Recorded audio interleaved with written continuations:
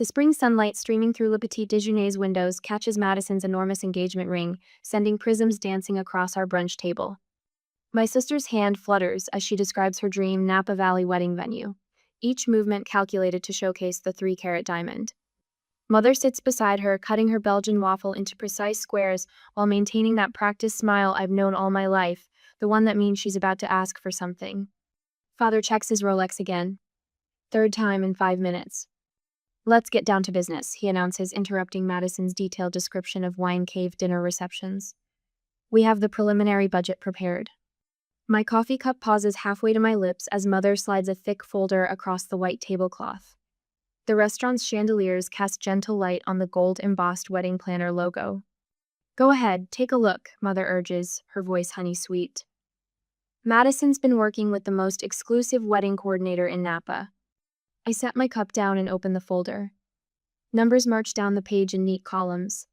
Venue rental, catering, flowers, band, wedding planner fees. My throat tightens as I reach the bottom line. $240,000? The words scrape past my lips. "A bargain, really," Madison chimes in. "You should see what some of the other venues charge." Father clears his throat, straightening his tie. "Your mother and I will cover half, as parents should. We need you to contribute the other half." The room tilts sideways. "You want me to pay $120,000? You can afford it now." Madison's voice takes on that wheedling tone she perfected in childhood. "You're doing so well at Franklin West Capital." A memory slams into me.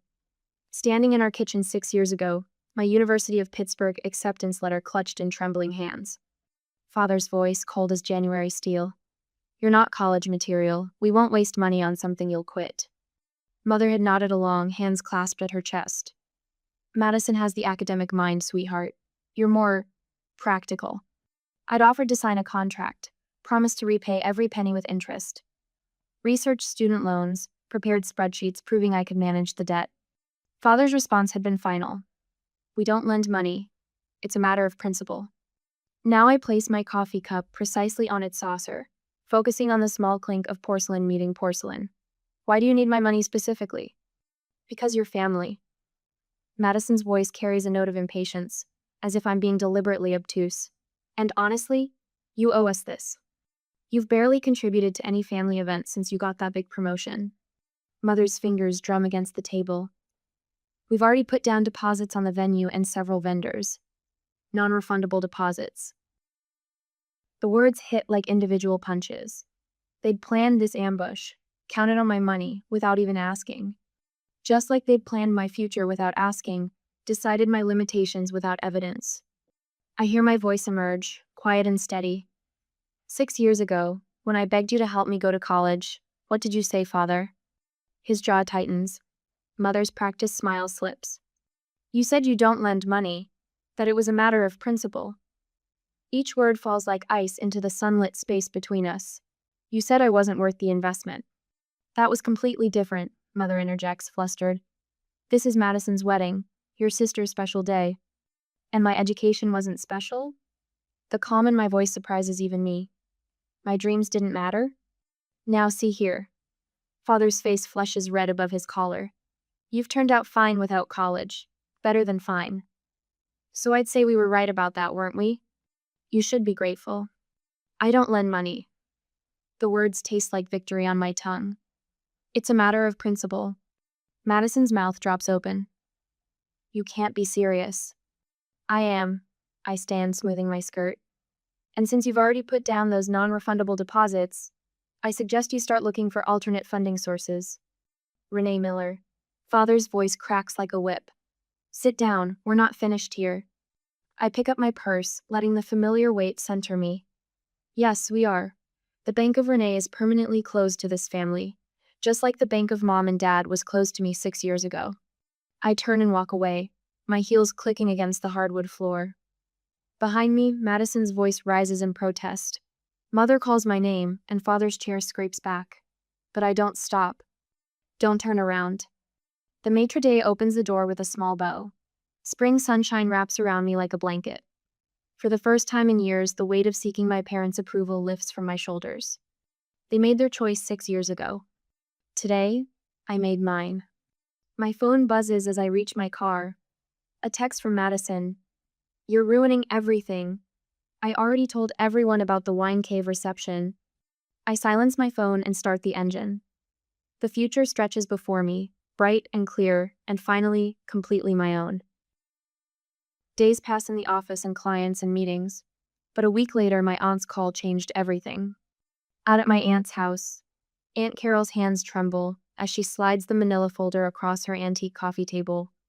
I found these when cleaning out Dad's study last week. Her floral perfume, unchanged since my childhood, fills the space between us. You deserve to know. The folder's edges show wear, yellowed with age. Inside, statements from Cleveland First Bank span years' monthly reports for the Miller Children's Educational Trust. My throat closes. Children's, as in plural? Aunt Carol nods, twisting her wedding band. The sunlight through her living room windows catches the modest diamond so different from Madison's 3-carat showpiece. Your parents opened it when you were born, equal amounts for both girls. Numbers blur before my eyes. Regular deposits, steady growth, enough for 2 full college educations. Where did it go? The words scrape past my lips. Madison's nil tuition, her apartment in Manhattan, that summer program in Paris. Aunt Carol's voice drops. They told everyone you chose not to go to college. That you wanted to start working right away. The room spins. Madison knew. All those years of watching me fight for a chance at higher education, she knew about the money that should have been mine. My phone buzzes. Another text from Madison. You're destroying this family. Mom hasn't stopped crying since brunch. I silence the phone, tucking it away. Who else knows? Your grandfather figured it out last year. That's why he sold the RV. Aunt Carol pulls out another document, a bank receipt. He wanted to help you, but your father blocked the transfer. Said it would undermine their parenting decisions. A knock at the front door makes us both jump. Through the window, I spot Grandpa Joe's weathered pickup in the driveway. He enters without waiting for an answer, his presence filling the room like it always has. Heard about that fancy brunch? His voice carries the gravel of 50 years of construction work. Your daddy's always been good at spending other people's money. My laugh comes out hollow. They won $120,000 for Madison's wedding. After what they pulled with your college fund? He settles into his favorite armchair, the leather creaking. That girl needs a reality check, not a wine cave reception. My phone lights up. Mom this time. We raised you better than this. Your sister deserves her dream wedding. They're spreading their version already. I show them the messages, making me sound ungrateful. Truth's got a way of coming out. Grandpa Joe's eyes, sharp despite his 78 years, fix on mine.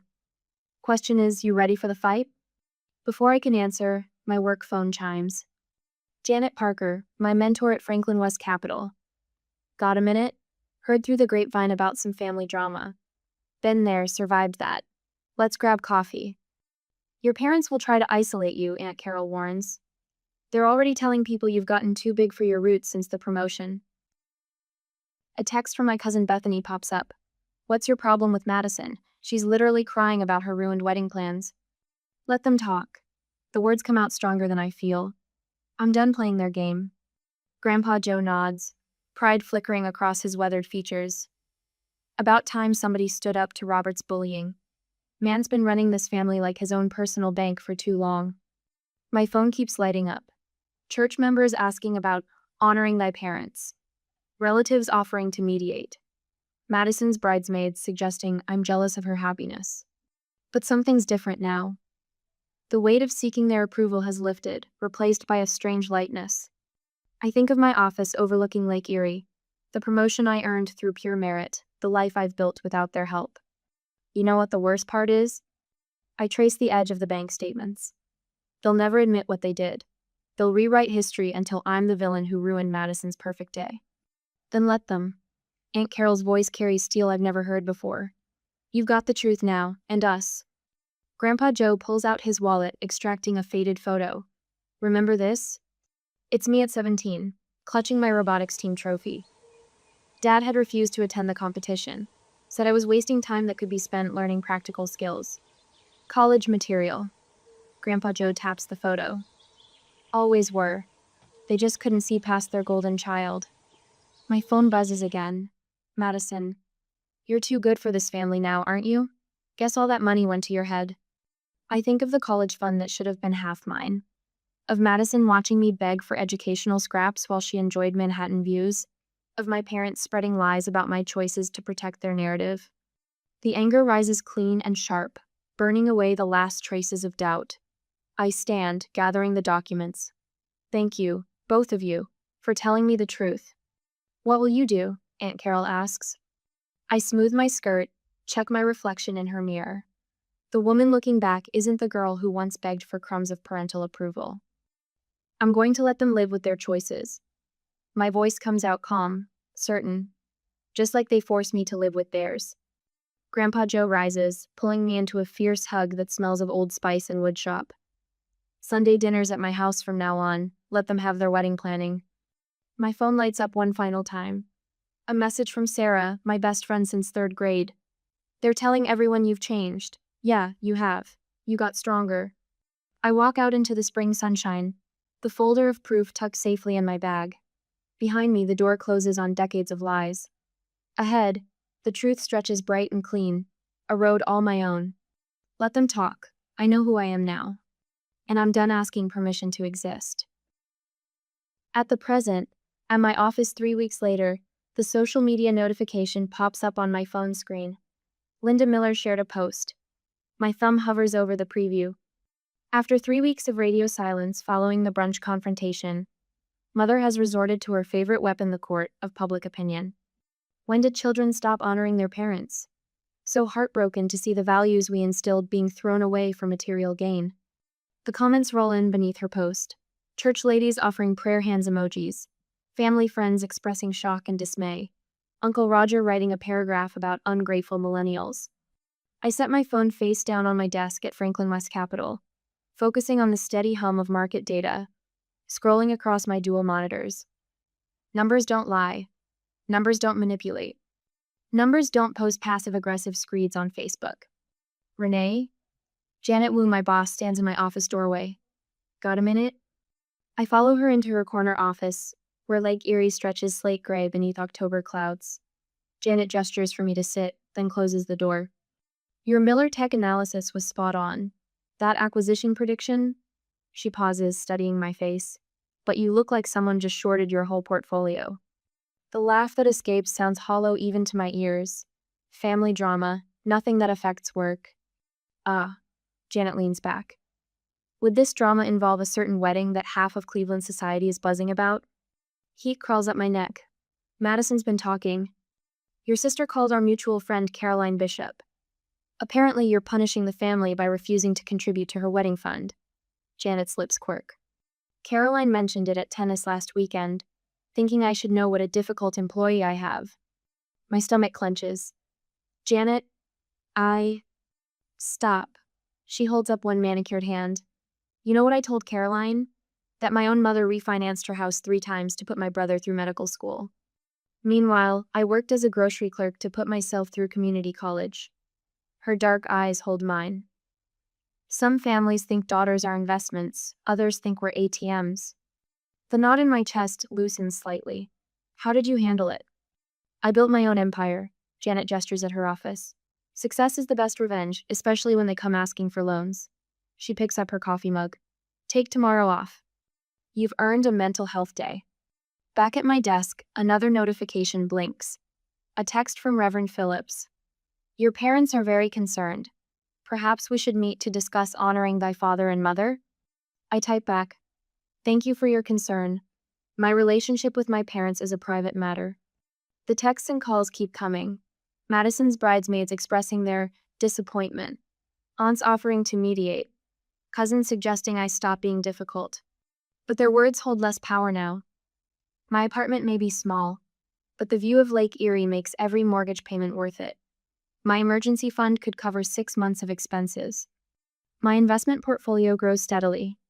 Every paycheck proves Father wrong about my capabilities.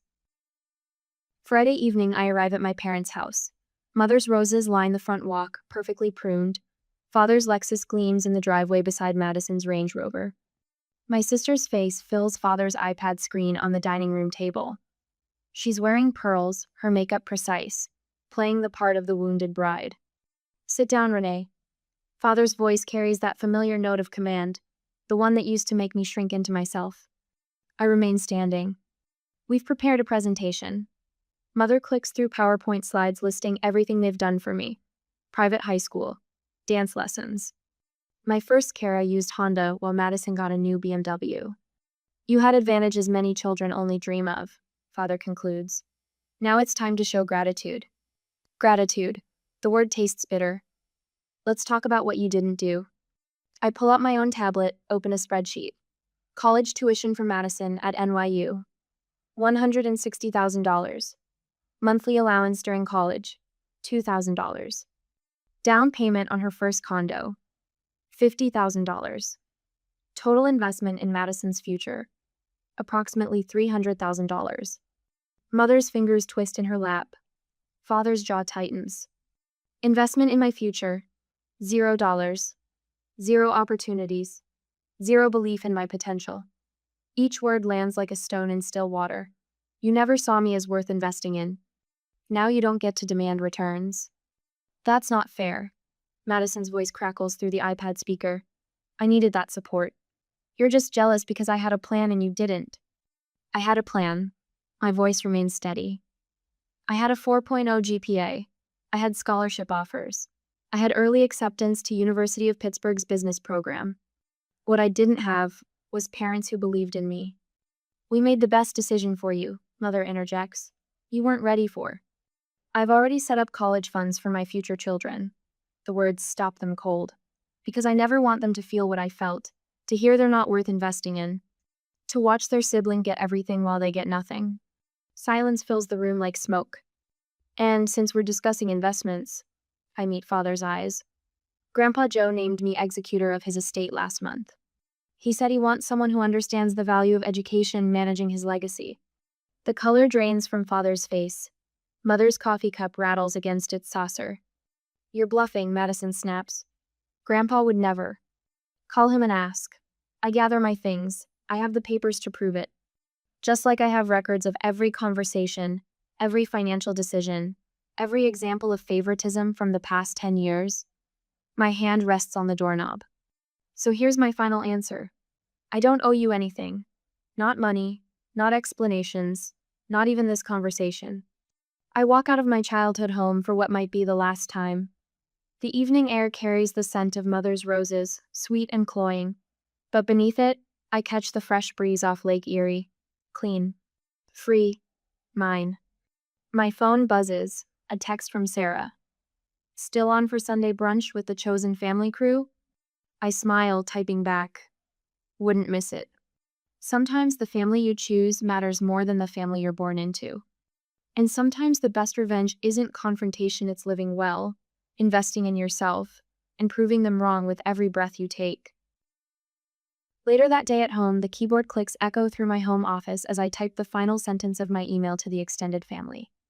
My finger hovers over the send button while the rising sun paints Lake Erie in shades of amber.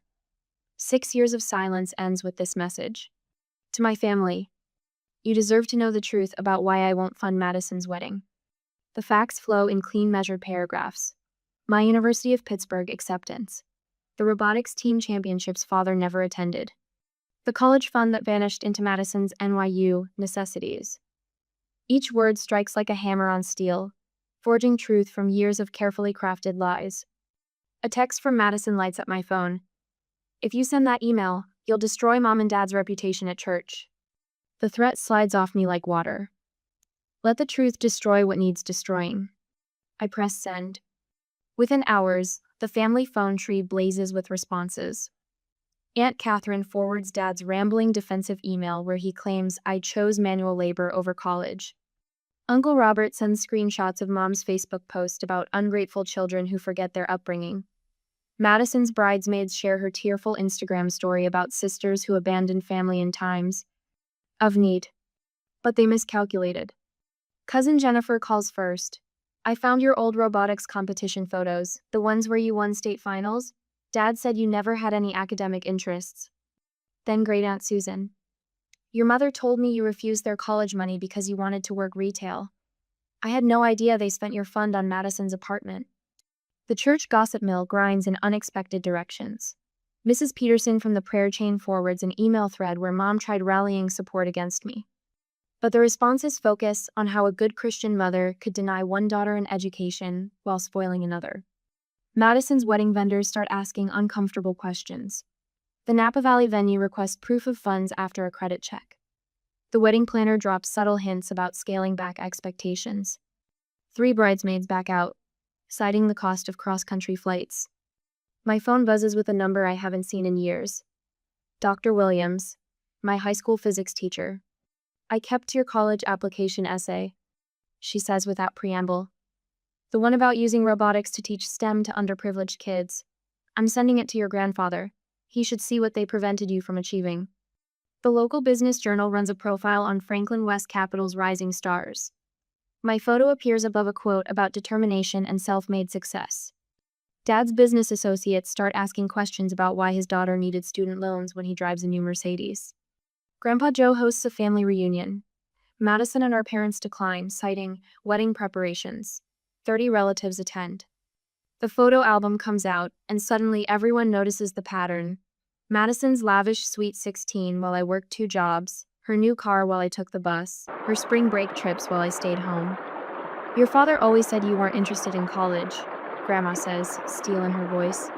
Funny how that story changes when the proof comes out. More cracks appear. Madison's friends whisper about her 5-figure wedding dress while she still has student loan debt. The church finance committee questions Dad's business practices. Mom's prayer group starts meeting without her. My phone chimes again. A text from Madison. The venue canceled. Said something about financial verification failure. This is all your fault. I pour a glass of wine and watch the sunset paint the lake crimson. Let them rage against the truth. I earned my peace one client account at a time, one promotion after another, while they built their life on lies. A certified letter arrives from Dad's lawyer, demanding I cease and desist spreading malicious falsehoods about family matters. I forward it to my own attorney without opening it. The truth stands on its own evidence. Grandpa Joe sends a group text to the extended family. Family reunion photo album's been digitized. Interesting how some memories look different in hindsight. Anyone want copies? 30 relatives respond. Yes. Madison's final text arrives at midnight. Mom and Dad took out loans in our names for the business. I knew but never told you. Please don't look into it. But I already have. The lake mirrors the stars as I forward the evidence to my lawyer. Sometimes the best revenge isn't a counterattack. It's simply bringing darkness into light. Truth by truth. Lie by lie. Until nothing remains but what's real. The morning sunlight floods my corner office at Franklin West Capital, painting golden rectangles across the mahogany desk where I've arranged the documents in precise rows. 6 years of bank statements. Credit reports. Loan applications with forged signatures. Each paper represents another brick in the wall of evidence I've built. My phone vibrates. Sarah's text appears. They just passed security. Heading up. I straighten my charcoal pencil skirt and check my reflection in the window. The woman staring back bears little resemblance to the teenager who once begged for college tuition. Her eyes hold steel now, not tears. The elevator chimes. Through the glass wall, I watch them march down the hallway like an invasion force. Father leads, his Brooks Brothers suit crisp despite the June humidity. Mother follows, clutching her Hermes bag like a shield. Madison trails behind, her Jimmy Choos clicking a staccato rhythm against marble floors. Renee. Father bursts through my office door without knocking. This nonsense ends today. I remain seated, one hand resting on the stack of documents. Please, come in. Mother perches on the edge of a visitor's chair, while Madison hovers near the window. Father remains standing, towering over my desk. We've prepared legal documents. He slaps a thick folder onto my blotter. You'll sign them today. I open the folder, scan the first page. A promissory note for $120,000 plus damages? Plus emotional distress. Madison's voice wavers. Do you know how many people I had to uninvite from the wine cave reception? The deposit alone. You're going to sign. Father jabs his finger at the signature line. You owe us this much for raising you. A knock at my door. Stan Richards enters, his rumpled suit and wire-rimmed glasses making him look more like a professor than Father's attorney friend. Now see here, young lady. Stan adjusts his glasses. Your parents have documented evidence of verbal contracts. Actually, I press the intercom button. Could you join us now? The door opens again. Victoria Chen strides in, her Louboutin and tailored suit radiating corporate law confidence. I'm Victoria Chen, Miss Miller's attorney. I believe you were about to discuss verbal contracts? Father's face flushes. This is a family matter. Then let's discuss family. I open the first folder. Like these credit cards opened in my name while I was in high school. Or these student loans taken out under Madison's social security number without her knowledge. I meet my sister's wide eyes. Though you knew about those later, didn't you, Madison? She sinks into a chair. They said they'd pay them off before. Before what? I spread out more documents. Before the identity theft was discovered? Before the statute of limitations expired? Before I had proof of your complicity? Mother's fingers clutch her purse tighter. We were trying to help. By committing fraud? Victoria's voice cuts like a blade. Identity theft? Wire fraud? Tax evasion? Stan tugs at his collar. Now, these allegations aren't allegations. I push forward a USB drive. They're documented facts, including recorded conversations where you admitted to taking out these loans. Did you know Ohio is a one-party consent state for recordings, Father? The color drains from his face. Here are your options. I fold my hands on the desk. Drop all demands regarding Madison's wedding. Sign these papers acknowledging the fraudulent loans and agreeing to repay them in full. Or, I let the silence stretch. I press charges. You wouldn't dare, Father's voice cracks. Your own parents. The same parents who said I wasn't college material? Who spent my college fund on Madison's NYU shopping sprees? The calm in my voice surprises even me. Try me. Madison burst into tears. I never meant. They said it was temporary. Stan. Father turns to his friend. Tell her she can't. Actually. Stan removes his glasses, polishing them with a handkerchief. Given the evidence Miss Miller has gathered, I strongly advise you to accept her terms. Security is waiting outside. I press the intercom again. They'll escort you to the conference room to sign the papers, or to the lobby, depending on your choice. Mother stands, her perfect makeup cracking along with her composure. How could you do this to your family? I learned from the best. I open another folder. Remember what you told me about college loans, Father? That you don't lend money as a matter of principle? Two security guards appear in the doorway. Father's shoulders slump, authority crumbling like a sandcastle at high tide. The conference room. His voice barely carries. We'll sign. Madison stays. I close the folders. She and I need to discuss her student loan payments. They file out, Mother's sniffles echoing down the hall. Madison remains crumpled in her chair, mascara tracing black rivers down her cheeks. Why? Her whisper carries years of golden child entitlement. Why now? I walk to the window, watching the city stretch toward Lake Erie. Because sometimes the only way to heal a wound is to clean it completely. I turn back to her, even when it hurts. The sun catches my reflection again. This time, I see both versions of myself, the wounded teenager and the woman who finally set her free. Both of us smiling. At the present, the evening sun paints my corner office in amber and gold, a daily reward for surviving another 14-hour day at Franklin West Capital. 6 months after that fateful brunch, my promotion to senior portfolio manager came with a view of Lake Erie that still takes my breath away. I adjust a framed photo on my desk, Grandpa Joe standing proud beside his gleaming RV, the one he secretly sold to help fund my first semester of night classes. The memory of discovering what he'd done still brings tears to my eyes. But tonight, those tears sparkle with victory instead of regret. My phone buzzes. Sarah's message lights up the screen. Final headcount for Thursday's dinner party? Linda from accounting asked if she could bring her famous apple pie. A smile tugs at my lips as I type back. Tell her yes. My chosen family deserves all the pie they want. The quarterly reports spread across my desk can wait. I gather my things, sliding my laptop into its leather case, a gift from my team after I landed the Peterson account. The elevator descends 42 floors, each number bringing me closer to home. My home. The thought still thrills me. The spring evening wraps around me as I walk the 3 blocks to my building. Cleveland's lights flicker to life, stars emerging in the urban twilight. My heels click against the polished marble of my lobby, and Thomas the doorman tips his hat. "Evening, Miss Miller. Package came for you." He hands me a thick cream envelope, the return address making my heart skip. University of Pittsburgh Office of Admissions. Inside, I find a letter confirming my appointment to their business school advisory board and an invitation to speak at next month's graduation ceremony. The irony doesn't escape me. My apartment welcomes me with the soft glow of sunset through floor-to-ceiling windows. I kick off my heels, pad across hardwood floors to the kitchen, and pour a glass of Pinot Noir. The silence feels like a warm blanket, no drama. No manipulation, no walking on eggshells. Another text arrives. This time from my cousin Jennifer. "Got your RSVP for my wedding. Can't wait to see you and the grandparents there. No pressure, but if you want to catch up before then."